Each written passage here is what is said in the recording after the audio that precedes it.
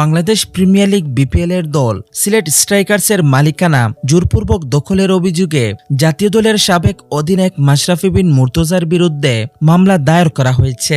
ফ্র্যাঞ্চাইজিটির সাবেক মালিক সরওয়ার চৌধুরী রাজধানীর পল্লবী থানায় বাদী হয়ে মামলাটি দায়ের করেছেন। এই মামলার ১ নম্বর আসামি করা হয়েছে মাশরাফি বিন মুর্তজাকে। সরওয়ার চৌধুরী দাবি করেছেন, জোরপূর্বক তার কাছ থেকে সিলেট স্ট্রাইকার্সের প্রতিষ্ঠান ফিউচার স্পোর্টস বাংলাদেশ লিমিটেডের মালিকানা কেড়ে নেওয়া হয়েছে।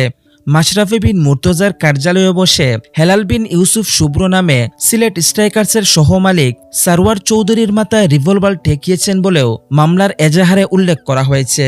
এই মামলার আসামি করা হয়েছে মাশরাফি বিন মুর্তজা, হেলাল বিন ইউসুফ শুভ্র, মোহাম্মদ ইমাম হাসান, KM রাসেল, বাবলু ও অজ্ঞাত সহ মোট ৮ জনকে। এদিকে মাশরাফির সঙ্গে যুক্তরাষ্ট্র প্রবাসী ব্যবসায়ী সারওয়ারের পরিচয় মামলার ২ নম্বর আসামি হেলাল বিন ইউসুফের মাধ্যমে। দুজনের আমন্ত্রণেই বিপিএলে দল কেনার আগ্রহ প্রকাশ করেন সারওয়ার। এরপর ফিউচার স্পোর্টস বাংলাদেশ লিমিটেড নামে একটি জয়েন্ট স্টক কোম্পানির নিবন্ধন করেন সারওয়ার। ৬০% শেয়ার নিয়ে যার চেয়ারম্যান ছিলেন তিনি। বাকি ৪০% শেয়ার নিয়ে কোম্পানির ব্যবস্থাপনা পরিচালক হন মামলার ৩ নম্বর আসামি ইমাম হাসান। অপরদিকে গত ৫ই আগস্ট প্রধানমন্ত্রী শেখ হাসিনা পালিয়ে যাওয়ার পর আওয়ামী লীগের সাবেক সংসদ সদস্য মাশরাফি বিন মুর্তজার বিরুদ্ধে নড়াইলে আরও একটি মামলা হয়েছিল।